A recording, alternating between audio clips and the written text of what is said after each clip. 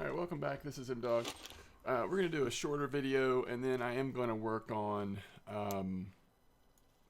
maybe a little longer video after this. But just real quick, want to show an update. I've tried different things.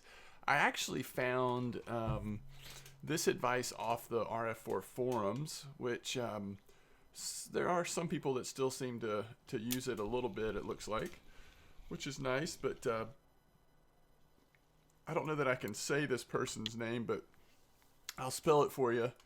NBX, sorry, NBXIANXIAN. And this is basically his or her exact setup.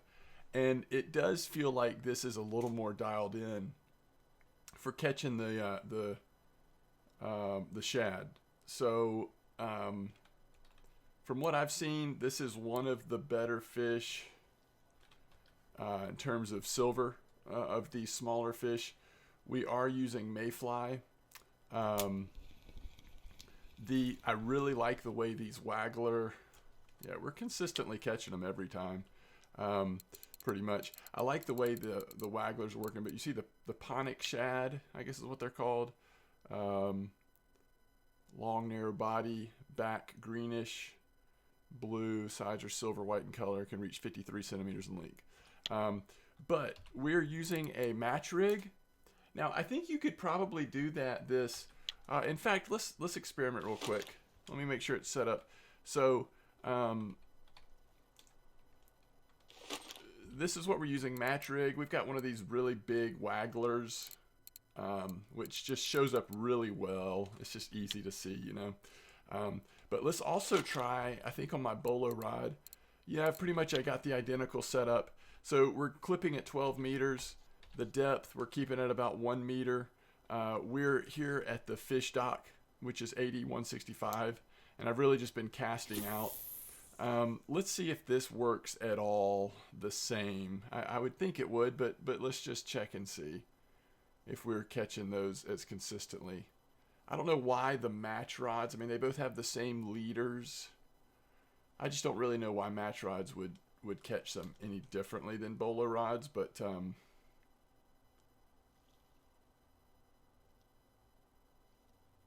let's see. The other thing I could try is, I don't know if I cast this quite far enough. This Bolo Rod doesn't cast as far. Alright, let's just make sure this is in fact a shad. That's a different fish. Black Sea Shamaya. I think that's still a pretty decent one to catch though. Alright, let's try this again. I'm going to full cast it, make sure we get it the full distance. Okay, that looks like more like the distance we've been casting with the match rods. So I'll do this one more time, then I'll switch back to the match. I like the feel of the match better, I think. The only downside is it's not, like with these Bolo rods, you can really just let them drift straight down the river if you want to keep it in the water a little longer. With the match rod, if you don't get a bite as it's drifting by, you might as well just reset it and recast it. I'm guessing that some people probably do this with multiple match rods. So if this is a Pontic Shad, then we're in business. It is. Okay, so you can do this probably with any kind of float fishing you're doing. I'm using the match, again, just because of comfort. Also because I'm an old man, and it helps me see it to have this giant waggler sticking out of the water. But like I said, this, you know, I can't, this doesn't drift with the current as long as a Bolo Rod was, because it doesn't pull the line out as easily. So we should have one here any second. It looks like it's working on it.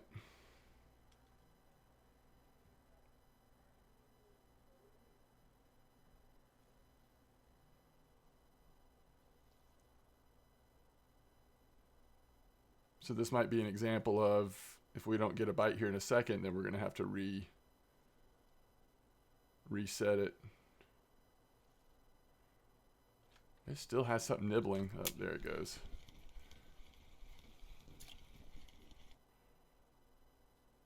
Yeah, it has been so consistent. It really has.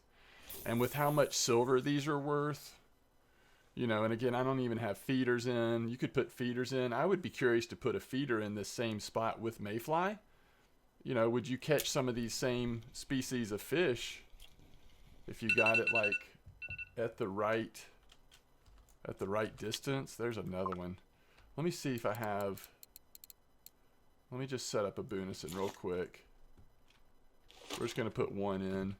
All right, we want very similar setup. So we want to do the 3.2 liter, and we want a 16 hook, and the mayfly. No ground bait, because I don't have any idea if these would like ground bait or at all, you know, at all. So, all right, and then we seem to catch them like down here pretty often. So let's just put that in the water and see if that does anything. Hopefully that sinker is not going to drift on us. It bounced back a lot. So it wasn't the best cast. I overcast it so much that it like bounced way back. But that'll be a good little experiment here. Again, this is going to be a shorter video. I just wanted to show that, you know, this is the proof, right? Like, you start fishing at a new place and you kind of struggle, and then you finally start to get dialed in. I mean, I'm guessing just on these few fish, we've probably made as much silver or close to it as we made in a whole day yesterday. Especially if we get a nice cafe order. That may not be quite correct, but I mean, I guess what I'm saying is, once you find a spot like this, and I'm sure the spot will change or whatever, but you get dialed in on what you want to catch and you're catching it good, you really start to see a payout.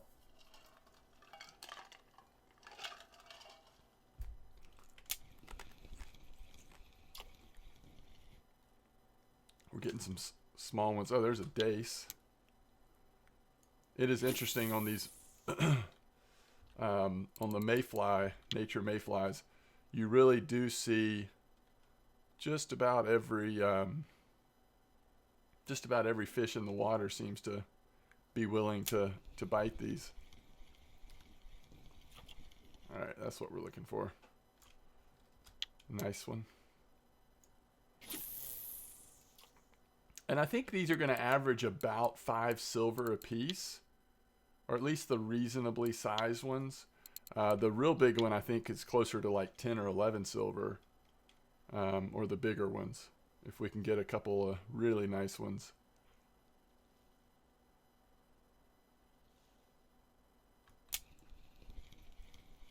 I don't know how often these guys come up in cafe orders, but that would also be cool.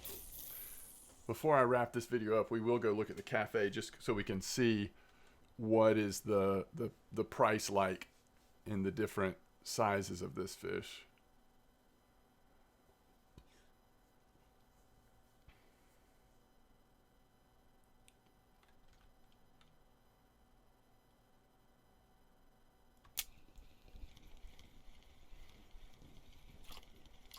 That's a fatty something. Look at that sitchel.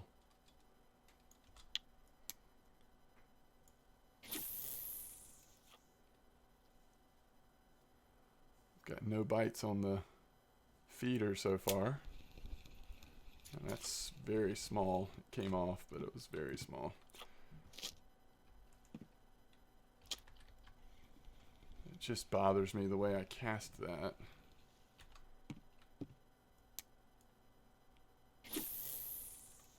Alright, that's a little better. Yeah, that was much better. Let's see if we can get something going there.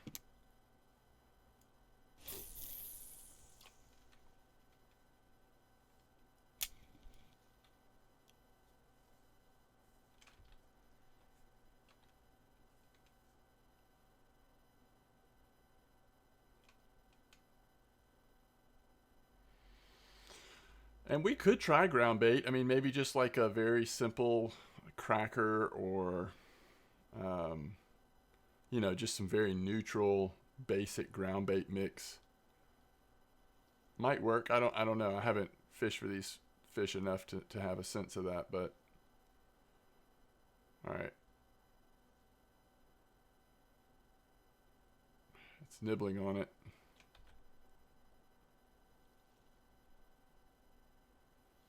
we should just reset it when it gets to this point though, and not keep hoping. It does better when it's drifting with the current, and that's where the Bolo Rod gives you a little bit of advantage. You can, if it's got a nibble on it, you can let it keep going a little longer.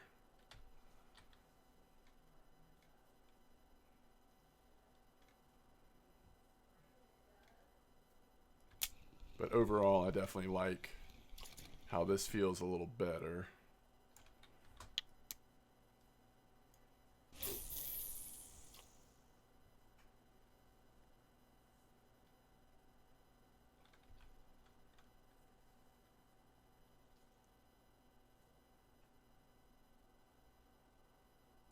There were a couple of other spots I tried, but nothing felt as consistent as this one.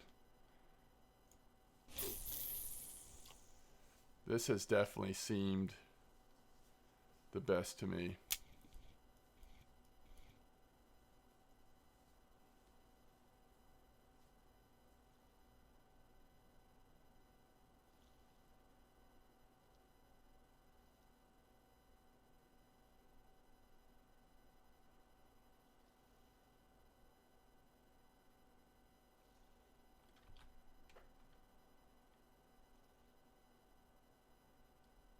Something's getting on that feeder.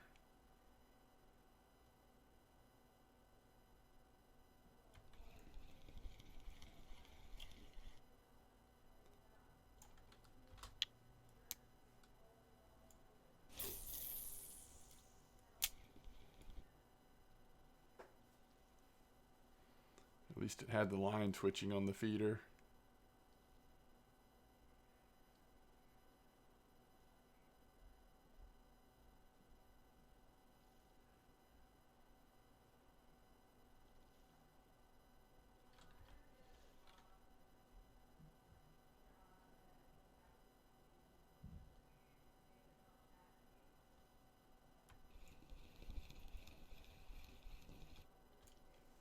I wish it would get on there.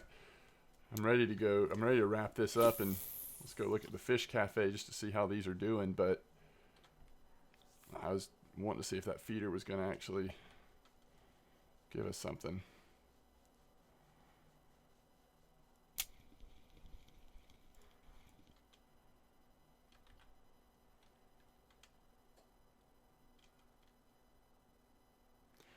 I don't know what these are like in the morning. You know, we did about half a day of fishing here. We started after 12 or 1 in the afternoon. So I don't know what it would be like in the morning. If it's this good in the morning and you can kind of do it the whole day, that's pretty legit.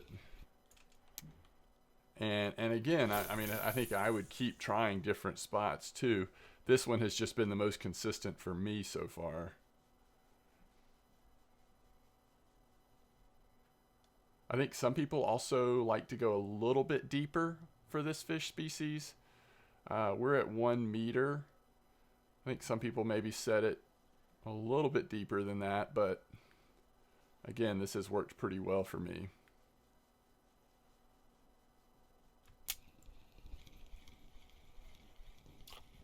Sometimes I try to take that slack out, but I also think what ends up happening is having that slack in there. Turn that off. Gives me a little bit more time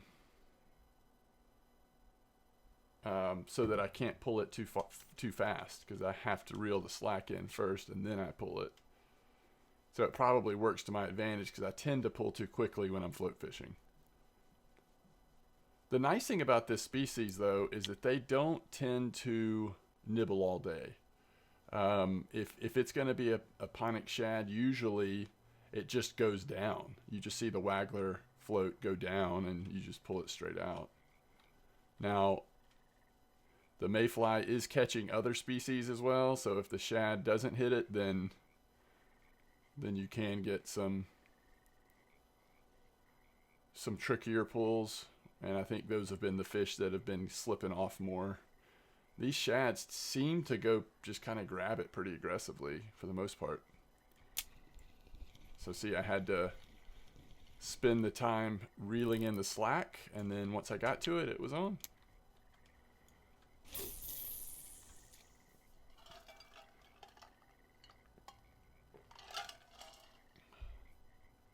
But some species, if you're float fishing for them, you'll notice that the float will go down and it'll come back up. You know, it's going to turn to the side. It's kind of like they're flirting with it forever. Once these shads grab on, they don't seem to do all that. It seems like it's just you've got the fish on.